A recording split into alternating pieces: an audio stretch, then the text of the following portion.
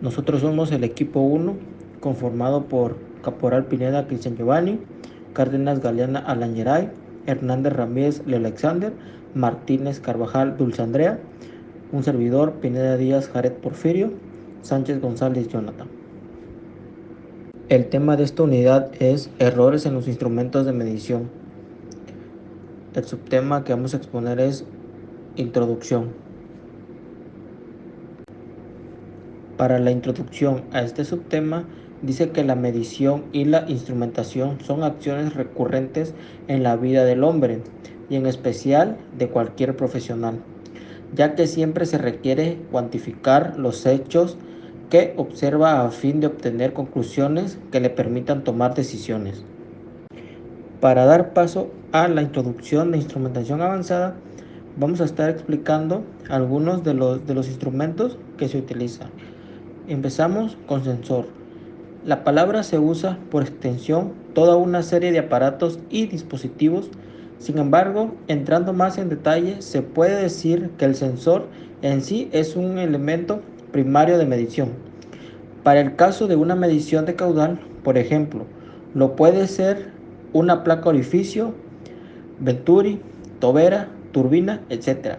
Como se ve en el elemento primario o sensor, toma una cierta magnitud que saca del proceso y en consecuencia de ella nos da otra magnitud física que podremos aprovechar para obtener la información que queremos, que en definitiva es la medición. Seguimos con el transmisor. Se conoce como transmisor en el campo de la instrumentación y control al conjunto acondicionador de señal, en casos integrado al sensor y en otros como un dispositivo, independientemente conectado al sensor mediante conductores eléctricos, caños, etc. Transductor. El transductor es un instrumento o dispositivo que es capaz de transformar la energía disponible en una magnitud física dada en otra magnitud física. Es decir, que puede aprovechar para realizar su objetivo de medición y control. Un ejemplo podría ser el pasar de magnitudes acondicionadas de presión a corriente o tensión, y más actualmente a variables digitales, esto para el uso en buses de campo, es decir, transmisión de información. También es posible llamar transductor al conjunto del sensor, transmisor, pues toma la magnitud del proceso y la traduce a una variable normalizada para el sistema de control. El rango es el conjunto de valores comprendidos entre los límites superior e inferior que es capaz de medir el instrumento al que nos estemos refiriendo. Es decir, son todas aquellas mediciones capaces de ser realizadas por este instrumento. Un ejemplo podría ser la presión mínima y máxima que puede alcanzar un barómetro o un voltaje máximo y mínimo que puede alcanzar un multímetro. Resolución. Es el menor cambio en la variable del proceso capaz de producir una salida perceptible en el instrumento. Se expresa en general como un porcentaje del límite superior de la medición del instrumento, valor a fondo de escala del mismo.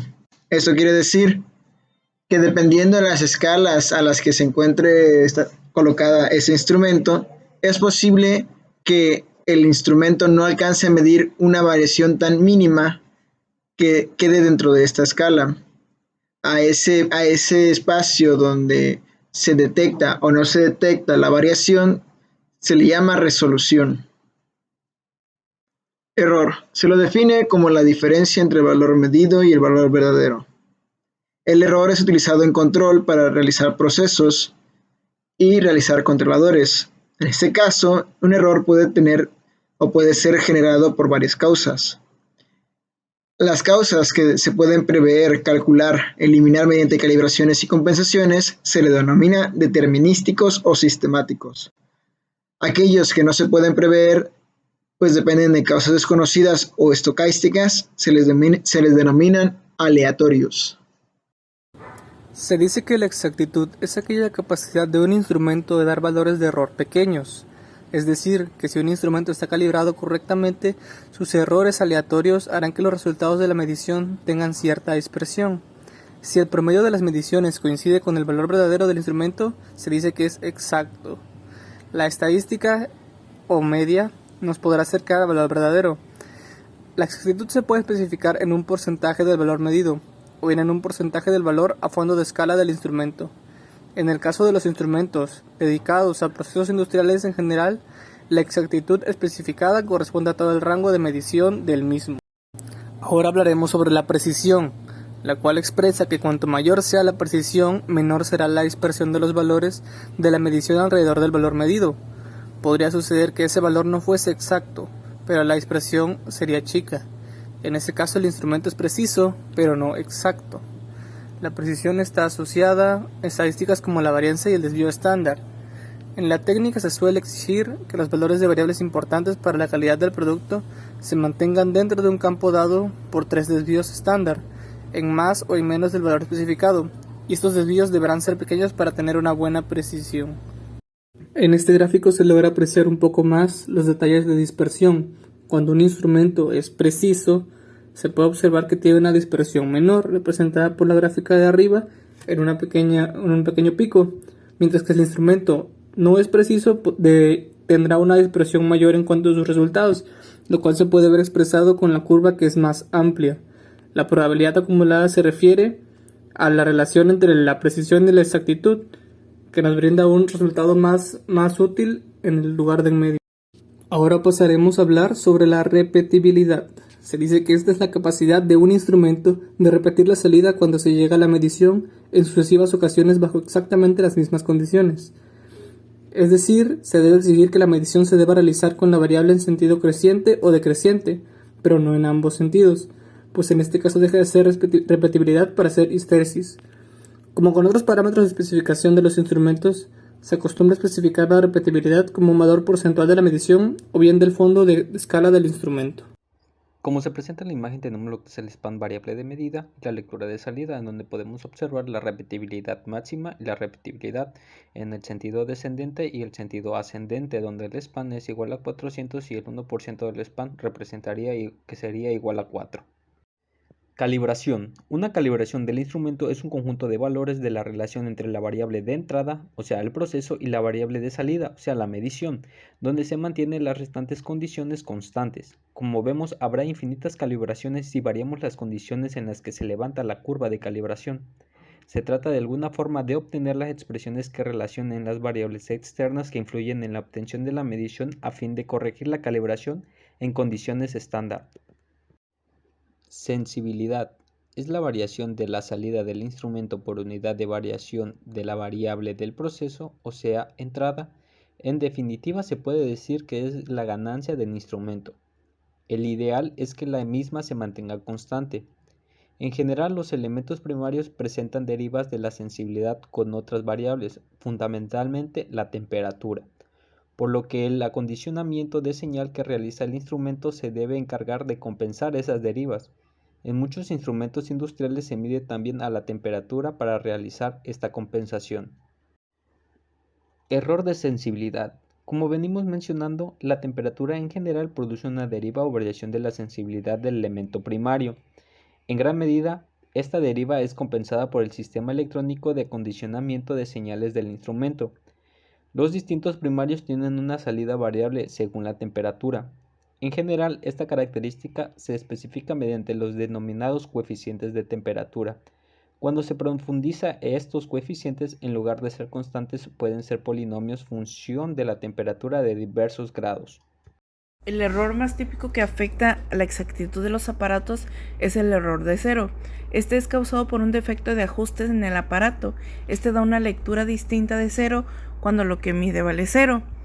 Es fácilmente corregible reajustando el aparato o corrigiendo numéricamente las lecturas en la cantidad en que difieren el cero real y el de la escala. Por ejemplo, aun cuando el valor de la variable del proceso esté en el mínimo del rango, donde la salida del instrumento debe ser el valor asociado al cero de rango, por ejemplo en corriente 4 mA, el instrumento marca su salida a un valor distinto de 0. Ese valor es el error 0. En general existen en los instrumentos sistemas para anular o compensar el error del 0. Estos sistemas pueden ser ajustes mediante movimientos en el instrumento o también se pueden hacer por el software. Ahora vamos a hablar sobre la respuesta dinámica. Las características dinámicas de un sistema de medida describen su comportamiento ante una entrada variable. Este comportamiento es distinto al que presentan los sistemas cuando las señales de entrada son constantes, esto debido a la presencia de inercias, como masas o inductancias, capacidades eléctricas y térmicas y en general elementos que almacenan energía. Por ejemplo, los diagramas de la respuesta del instrumento a frecuencias de entrada variables recorriendo todo el espectro representados en forma logarítmica, que es el diagrama de Bott, dan una idea acabada de la capacidad del instrumento a responder con una magnitud de salida razonable. Esto que es la ganancia constante y sin un retraso de fase noble. Por ejemplo, tengamos en cuenta que el retraso de fase tiende a inestabilizar los lazos de control. Al rango de frecuencias donde se cumplen las condiciones se lo denomina ancho de banda. Esto evidentemente si las señales a medir son de frecuencias muy bajas que no interesan a la característica de la respuesta dinámica del instrumento. En procesos donde las constantes de tiempo de las transferencias son grandes respecto de las de los instrumentos habituales, no hace falta preocuparse por la respuesta dinámica que puedan tener. Por ejemplo, en el control de los servomecanismos, en la ciencia espacial, en la robótica y entre otros, sí comienza a aparecer la importancia de estas características. La estabilidad es la capacidad de un instrumento para mantener su comportamiento durante su vida útil y de almacenamiento especificado. Estos instrumentos normalmente suelen ser de alta calidad, ya que tienen una probabilidad de tener una larga vida útil. La estabilidad de la exactitud calibrada se especifica como una garantía de funcionamiento e influye en el precio, por ejemplo, 1% OR por 5 años o 10 años.